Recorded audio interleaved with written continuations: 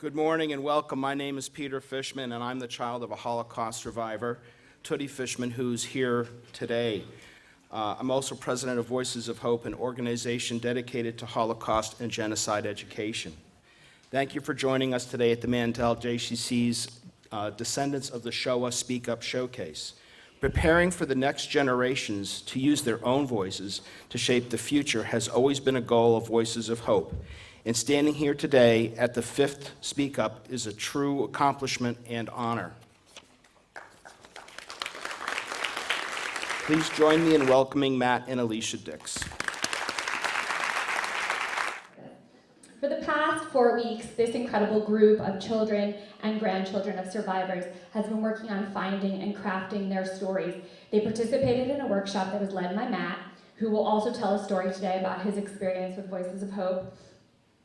And they've been working on telling stories that include part, but not all, of their parent or grandparent stories, because the task of telling the entire thing is too daunting a job. And so they've been working on choosing pieces to embed in their own stories about their own experience. It's kind of like history embedded in personal narrative.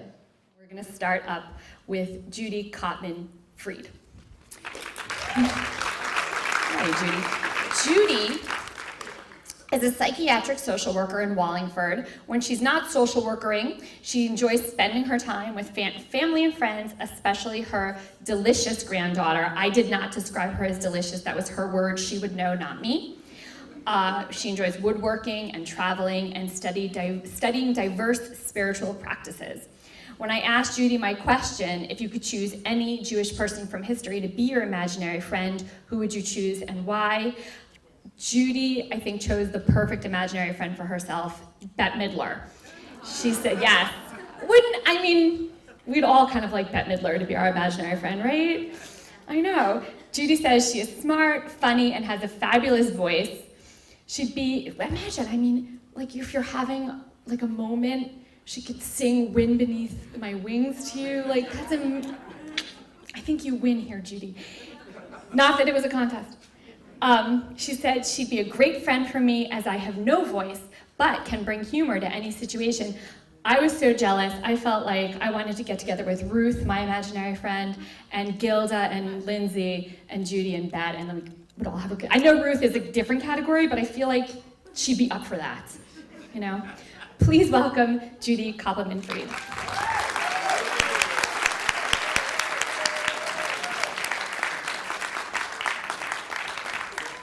All right. Just want to make sure this is good. I think this looks like the right height for you. Yeah. Perfect. Good. So I push the button on the answering machine.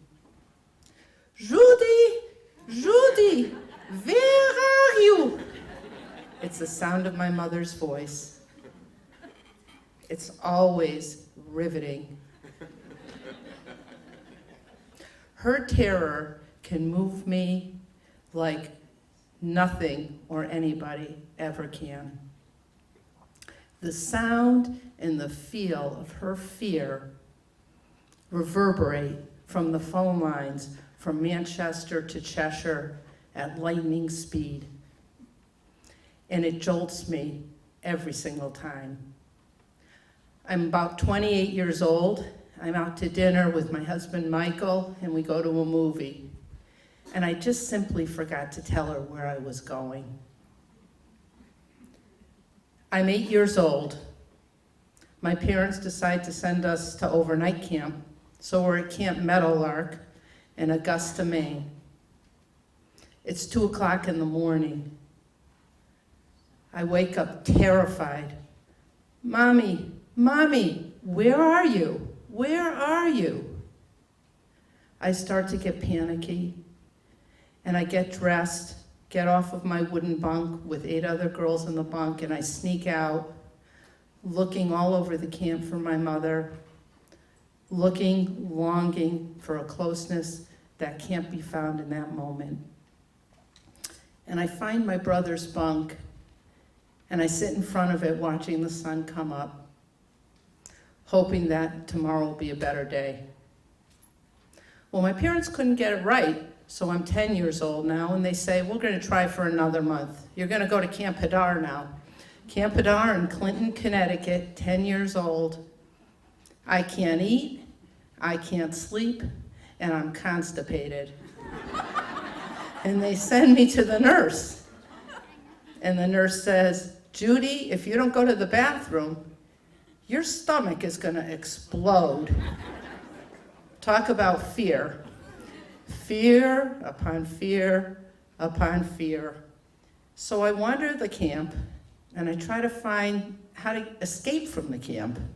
And I come out to the main road, and I see it there, and every day I'm there. And I'm standing there at 10 years old, looking for a connection with my mother, thinking, I wonder if I could walk from Clinton back to Manchester. 2 weeks later, she picks me up. My life was a series of fear and panic. Fear and panic. Well, I didn't go through the Holocaust. The Holocaust sure went through me. So here I am. I'm 59 years old. I decide to go on a 5-day retreat at the Omega Institute in Rhinebeck, New York, to hear Eckhart Tolle. He's a spiritual guru that I've been following around for the past 25 years. And I'm there with my friend Joni, and she's sitting there with me, and she goes, Judy, you've been wanting to ask this question for a couple of decades now. Come on, pick up your hand. And they call on me. And I go up to the podium, and I stand there, waiting to ask the most important question of my life. I'm 25 years old. My husband, Michael, and I are going to fly to Poland now. I'm thinking that if I can find my roots, if I can find where my parents lived, if I can make a connection there, maybe the fear and the panic will calm down inside me. Maybe I will make a connection there that will put everything at ease. We fly in, and there's a woman who's Polish. She's not Jewish, and she's our private tour guide and driver. Her name is Janina. So she takes us to Warsaw, and I'm rummaging through Warsaw like you would be going through Filene's basement. It's unbelievable, and I'm rummaging and rummaging there, looking. I'm thinking, maybe I can find the jewelry that my father said that he buried in the rafters here.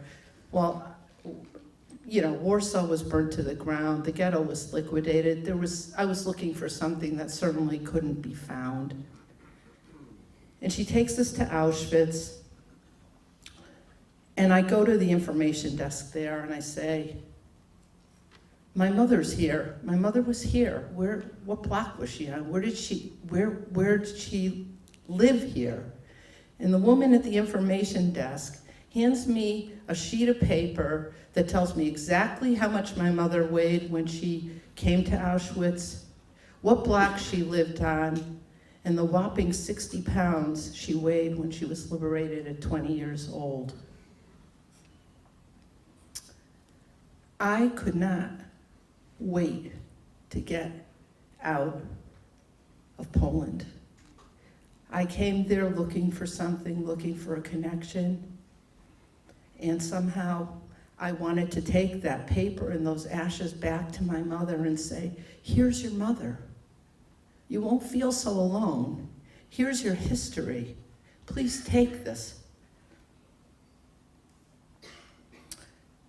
So here I am, 46 years old now. I'm seeing patients in my office. And all of a sudden, right in between patients, the phone rings, and I pick it up. This is Andrew Garvey calling from Holy Cross Hospital in Fort Lauderdale. Your mother just stopped breathing. We put her on a ventilator. Can you come? I put everything down, and I run to Florida with my husband. And there I am, watching my mother clutching to life. And they decide they're going to take the ventilator out and see if she can breathe on her own. And they take the ventilator out, and as she clutches to dear life, the first words out of her mouth are, Judy, Judy, there's a little red book there. It's right there on the windowsill. See if you can get it for me. I want you to call Mrs. Gluckstein. I want to see if she sent my reparation payment. Please, it's very important. I want to know. So I get her the little red book, and here we are. My mother is letting go of life for 2 weeks. She hung on. And while my mother passed away, the source of my fear did not. I still remain fearful. I couldn't let it go. Everything was a panic. It was a roller coaster. So here I am, a motherless daughter, standing at a podium at 59 years old with Eckhart Tolle, a German Gentile who has been the most healing person in my life. And I ask him this most important question. And I say to him, Eckhart, how can you say that there's never any problem in any given moment? How can you say that? Explain it to me.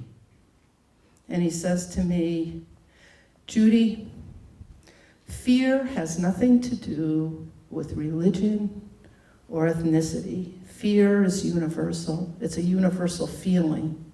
We all feel fear. The problem is whether we choose to identify with our fear or not.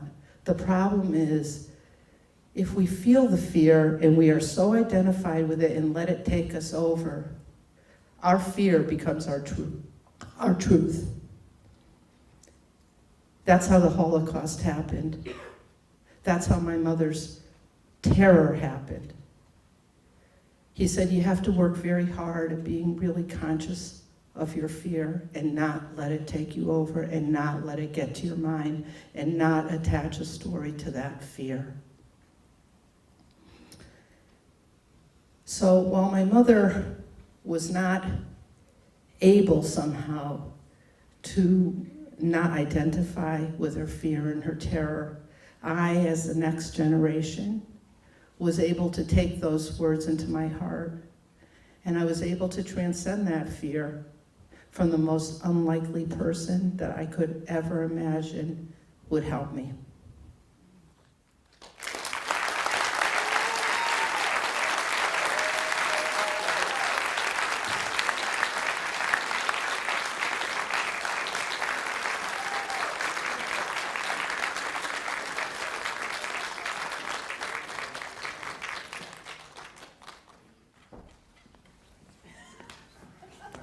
Thank you, Judy.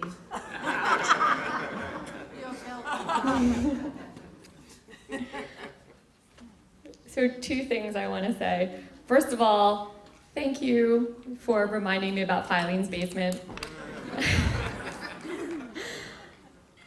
That was really a moment for me. I remember the dressing room, right? Wasn't that the dress? Oh no, that was Loman's where we all had to get dressed together. Filene's basement, yeah. Also, your line, I just think that we need a poster where you said, I didn't go through the Holocaust, but the Holocaust sure went through me. I think describes the feeling of so many people here, and a lot of voices of hope. So thank you for that. And thank you for your story. You were wonderful and you told it. All right.